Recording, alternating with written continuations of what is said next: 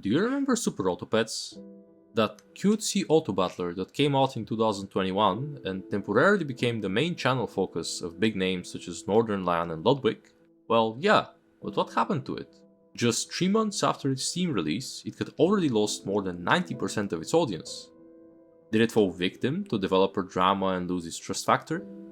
Was it simply mismanaged? Well, if you're looking for a story where a Disney movie level villain does something terrible and then gets caught red-handed by those epic internet journalists, well, I am sorry, but this is not it. No, the story of Super Autopets is a bit more sophisticated than that. It may not look as flashy at first glance, but if you dig deeper, it unveils one of the biggest rots plaguing the modern gaming industry, and not just that, it showcases the biggest scourge of modern entertainment as a whole. So what is it? What is so dangerous? It not only killed Super Autopets, but is also killing the entire industry as a whole. To answer that question, we have to look at how it all started first. It's the 14th of April, and the year is 2021. A small indie developer team that goes by the name of Team Wood Games releases their first project. A cutesy looking browser game on itch.io, where you collect smiling animals to make a team which battles other teams of smiling animals. Nobody knows that this game exists, and as is common for most browser games, it only has about 2 average viewers on Twitch for more than half a year. But then, in September, it releases on Steam. In the span of days, it amounts more than 1,000 active players, and in the span of months, well, Northern Lion discovers the game in October, making his first video on it, which gets more than 300,000 views. Ludwig then picks it up in November, and, well, we all know what happens when big names discover a game. The player base and viewership skyrockets. On November 16th, the game hits a live viewer peak on Twitch of 17,350 viewers, a number completely unprecedented up until that point. The game also hits a peak player count of 10,000 people on Steam, and the dev team decides to go hyper mode. Update after update, expansion after expansion, the game mounts over 450 unique pets with unique effects and a ton of other content such as foods, buffs, and even game modes. But how did we even get here? Why this game? Why didn't streamers pick up on any other auto battler that came out at the same time? Why did Super Autopets get so much traction where other games failed? Like, why did no one play Tavern of Gods or Soul of Giga? I mean, they came out at around the same time. Well, the answer is actually quite simple. Literally, the answer is simplicity. The game just looked inviting. That little smiling turtle just looks so darn cute, and the game only features like 2 core mechanics. A pet had life and attack. Everything was decided by these very simple stats. Even the unique effects that each pet had mostly affected these 2 characteristics. It's just, Super Autopets didn't require an hour of reading or 3 wiki tabs to be opened to play. It's simple, it was just click and play fun. By now you're probably thinking, well, okay, if the trick to get recognition is to just make your game simple, then why is it that the biggest games out there are so complicated? I mean, you've got League of Legends, Counter-Strike, and even the very similar Teamfight Tactics. These are all insanely complex games. So why? Well, let's go back to answering our original question, shall we? With so much traction and content, why did the game die? What if I told you that the biggest player in this game's success was also its downfall? Simplicity. It might look obvious, but trust me, the real reason goes a bit deeper than everyone just mastered the game and moved on. From my limited experience of making Let's Plays, I've learned that a simple game is not only very easy to record, but it's also very easy to follow for the average viewer. This makes SAP a prime target for literally anyone who wants to get good views for less effort.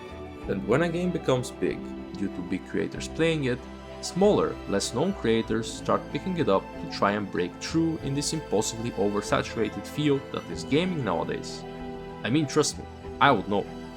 And when the horde of fellow small creators finds a game, you start seeing less and less meme runs and funny, jokey, risky thumbnails, and you start seeing more stuff like top 5 most overpowered items or strongest run ever, with the thumbnail being some clickbait of the most well-known broken unit copy-pasted via Photoshop 5 times with more number 9s next to it than you can even fit in your line of sight. I mean, who can blame them? These things tend to get clicks, so naturally, if it works, one does it. Ironically, however, this also ends up completely exhausting the game. We all saw those broken hippo videos, and the fly horse spammers, and well, we all watched it be fun the first few times we saw it, and then get progressively more and more boring. With every new strategy, the retention time became less and less, and little by little, the game eventually dropped to 400 players. It's just that nobody really wanted to see it anymore, so in true internet fashion, the world just forgot about it. And while this still applies to games with even as much depth as TFT, it especially destroys simple games. In Super Auto Pets, your pet's stats only go up to 50. If you see someone running people down with 5 maxed out pets, you know regardless of what you do, there just aren't enough game mechanics to go much beyond that. Well, okay, how do some games stay relevant in spite of that? How is it that some games have an infinite number of content creators making these quote-unquote exhaustive videos, and yet they still stay alive for decades? Well, that leads us to the meat and bone of it all. It's the answer that I got to that I really didn't want to confirm, but let's be real. Everything leads to it, and we all kind of know it. It's frustration. Yes, that's right. Ironically, the main factor in having a long-term successful game, you know, the piece of media that you literally play to have fun, is to make it the opposite of fun. Frustrating.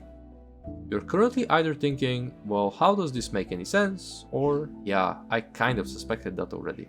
But regardless, you can't really deny it's true. I mean, look at the most played game in the world for more than a decade now, League of Legends. I personally have so many hours in this game and I still play it from time to time.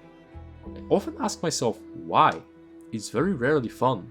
It usually ends up frustrating me in some way, and I just very rarely get from it what I need from games. Same goes for other titles I've stuck around with, like Brawlhalla for instance. The only game to ever make me break a controller. It's sad but true. The best way to make your players return is to get them addicted. But unlike illicit substances, which addict you physically, these games addict you mentally.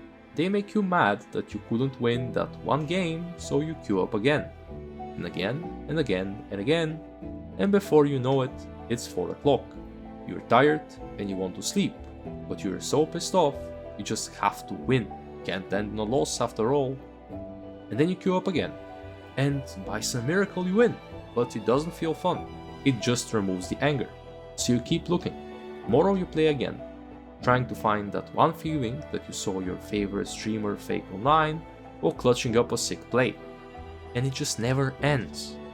Turns out Super Auto Pets was just too positive, too colorful, not competitive enough. I mean, you can't be mad at a smiling hippo, or smiling elephant, or smiling snake, or smiling basically any animal, even if it wrecks you 40 times in a row. Nothing prevents you from going to sleep. You just feel satisfied after every session. Nothing is holding you back from closing the chapter when you're done with the game. And that is exactly what you do. That is exactly what we all did. So what does that mean? When all small and creative developers get outcompeted by ruthless corporations that want to sell you hate for money, how would you even have fun? What is there to keep this in check? I mean, there is no law regulating against addictive games, and it seems that there likely never will be, considering that the people who make laws have never even seen or played Minecraft. It's all about money in the end, of course. And while happiness sells, anger makes you subscribe. It makes you buy lame and rushed battle passes every month just because you see a flashy 8 gazillion% value sticker on it and you very well know you will be playing this game for the next month of your life. There is only one solution to this. People should remember, we should realize again that a good game isn't necessarily one that retains its players for years. It could be, but it doesn't have to be. Some games are like a poem. You read it once, but it stays with you for life. You then move on, but you still experienced it. It still left you with positivity. Most people label these games failures, just because they decline quickly or lose their players, but they really aren't failures.